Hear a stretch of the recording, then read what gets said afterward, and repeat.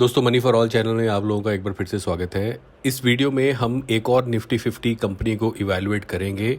ये कंपनी जो है वो कोल माइनिंग के बिजनेस में इन्वॉल्व है और ये कैलकाटा में इसका हेडक्वार्टर है। अनिल कुमार झा इसके सीईओ हैं। 18 मई 2018 से इस पद पे आए थे और तब से कंटिन्यू कर रहे हैं। और ये जो कंपनी है ये गवर्नमेंट ऑफ इंडिया की, आप बोल सकते हैं, एक सरकारी कंपनी है। इसकी सब्सिडरीज की बात करें तो सेंट्रल कोल फील्ड, वेस्टर्न कोल फील्ड्स, इस टाइप की और कंपनियां इसकी सब्सिडरीज भी हैं। अब दोस्तों, कोल इंडिया एक निफ्टी 50 की कंपनी है। हमने जो वेब सीरीज शुरू करी है उसमें हम 50 जो 50 निफ्टी 50 की कंपनियां आती हैं सबको इसमें हम इवैल्यूएट कर रहे हैं। उनके प्रॉफिट एंड लॉस, उन कितने मार्जिन पे काम कर रही है, चार्ट ने कितने रिटर्न दिए हैं अपने निवेशकों को, उस पर भी डिस्कशन चल रहा है। शॉर्ट टर्म में, लॉन्ग टर्म में कैसे निवेश करना चाहिए, उस पर क्या स्ट्रैटेजी रहनी चाहिए। तो एक 360 डिग्री हम लोग एंगल ले रहे हैं इन कंपनीज़ को इवैल्यूएट करते हुए। तो कोल इंडिया के बारे में सबसे पहले अगर हम बात करें तो इसका 5 साल का मैं चार्ट आपको दिखा रहा हूँ। आपके सामने 5 साल का चार्ट है। ये चार्ट हमें 2010 से हमारे पास चार्ट के आंकड़े हैं और आप देख सकते हैं ये जो चार्ट है वो ऊपर की तरफ एंगल नहीं है इसका, बट एक फ्लैट या हल्का सा डिक्लाइनिंग एंगल हमें दिखाई दे रहा है। 2015 के आसपास कोल इंडिया लगभग 400, सवा 400 के आसपास हुआ करता था। वहाँ से तो सीधा डिक्लाइनिंग ट्रेंड हमें दिखाई दे रहा है। तो एक, आप बोल सकते हैं, 10 साल के चार्ट को देख के ये तो ज़रूर पता लग जाता है it's not a haven for investors. But फिर भी अगर पिछले 5 सालों का निकालें कि कितना रिटर्न दिया है तो -55%। किसी ने अगर ₹1,00,000 कोल इंडिया में लगाया था तो उसके केवल 45,000 रुपये ही बचे हैं। एक साल पहले की बात करें तो एक साल में भी कोल इंडिया ने, before the corona crisis price, coal India ने लगभग -30% की रिटर्न दिए। 6 महीने में भी सारे प्राइसिंग जो दिखा रहा हूँ मैं सब कोरोना क्राइसिस के पहले के हैं, -21% के इसने रिटर्न दिए हैं। तो from return point of view coal India ने अपने निवेशकों को, चाहे वो लॉन्ग टर्म हो चाहे शॉर्ट टर्म हो, निराश किया है। सरकारी कंपनियों में हमेशा से हमने देखा है कि एक long term sustainability at least for investors के लिए नहीं दिखाई देती, इसलिए म्यूचुअल फंड्स भी इन कंपनियों में एक्सपोजर करने से घबराते हैं। अब देखिए, इसको हम अगर एनएससी की वेबसाइट पे देखें तो कोल इंडिया 149 का स्टॉक हमें दिखाई दे रहा है। 52 वीक्स हाई 271 पिछले साल जून में बनाए थे और 52 वीक्स लो 119 हमें 26 मार्च को दिखाई दिए हैं। वहीं अगर सिक्योरिटी वाइज डिलीवरीज देखें तो इसने आज जो ट्रेड चल रहा है लगभग 50 लाख का टोटल कारोबार, आप बोल सकते हैं, क्वांटिटी ट्रेड हुई है, जिसमें 33% हमें डिलीवरी दिखाई दे रही है। मतलब वन साइड पोजीशंस 33% हमें अभी तक बनती हुई दिखाई दे रही हैं। कंपनी इन्फॉर्मेशन है, शेयर होल्डिंग पैटर्न्स में देखें, आप देख सकते हैं लगभग 70% प्रमोटर और प्रमोटर ग्रुप के पास है और 30% पब्लिक के पास है।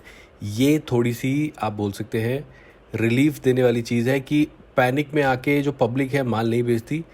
जो प्रमोटर और प्रमोटर ग्रुप है, जो इस केस में गवर्नमेंट है, उसके पास 70% हिस्सेदारी है कोल इंडिया की, which is a fair point, which is a okay point, positive point. 30% जो 69% जो प्रमोटर के पास है उसमें से कुछ भी हमें प्लेस्ड शेयर्स नहीं दिखाई दे रहे हैं। वहीं अगर हम देखें कि इसमें रिजल्ट्स किस तरीके का है, देखिए दोस्तों, मैं आपको एक बड़ी इंटरेस्टिंग चीज़ दिखाता हूँ। ये बिजनेस स्टैंडर्ड वेबसाइट है, मैं इसको हमेशा रिजल्ट्स के लिए रेफ़र करता हूँ, बट इसमें देखिए रेवेन्यू जो है कम दिख रहे हैं और नेट प्रॉफिट ज़्यादा दिख रहे हैं। तो इसको मैं रेफ़र नहीं करूँगा कोल इंडिया का डेटा पढ़ने के लिए।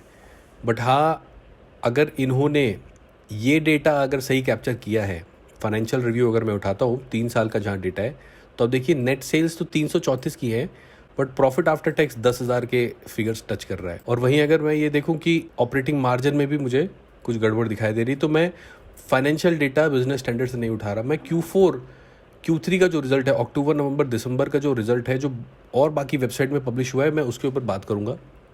तो इसके फाइनेंशियल रिजल्ट को अगर देखें पिछले क्वार्टर के, तो major mining coal on Tuesday, जो पिछले क्वार्टर की बात हो रही है, में 14% की डिक्लाइन दिखाई दी है प्रॉफिट में।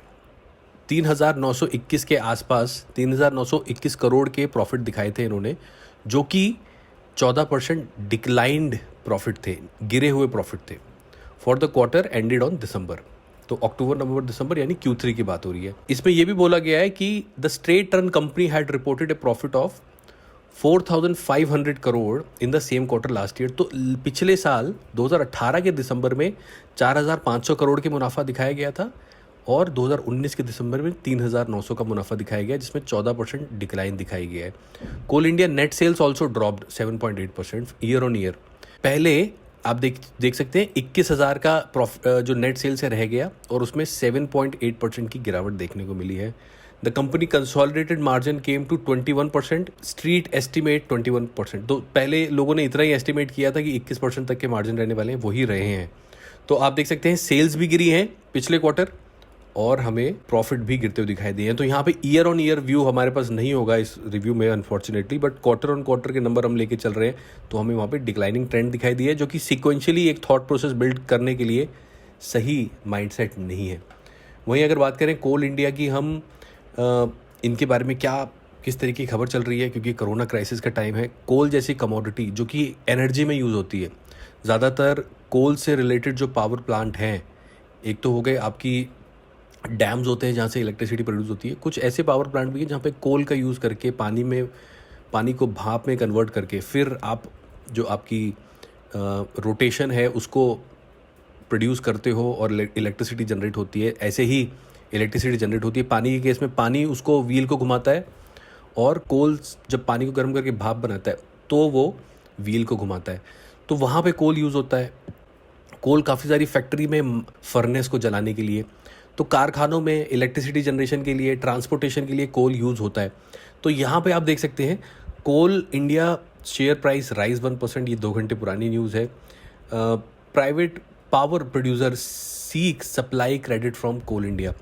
तो जो पावर प्रोड्यूसर हैं, जो ये थर्मल प्लांट चलाते हैं, जो कोल से जनरेटेड प्लांट चलाते हैं, वो इनसे कुछ उधार मांग रहे हैं। बोल रहे हैं कि हमें पैसे देने की टाइम नहीं है, आप हमारी जो क्रेडिट है, कुछ उधारी पे जो आपने हमें कोल दिया है, उस उधारी को आप और एक्सटेंड करिए हमारे लिए।